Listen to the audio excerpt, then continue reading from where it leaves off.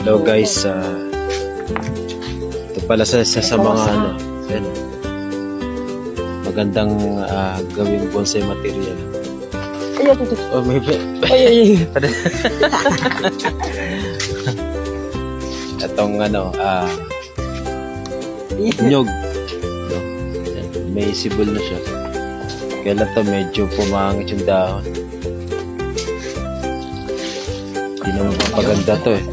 Maliban na lang may tumubo pa ulit dito. Kung di man to, maghanap tayo ng iba. Kaya, patuloy na lang natin ito.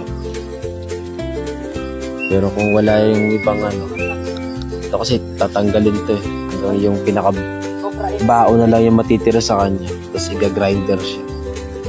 Bali ito, ano to, ito yung maging pinakapaan niya. May gawa na ako nito eh. Ipipictures ko na lang dito sa susunod. Meron na pala dito ano eh. Alam mo na guys.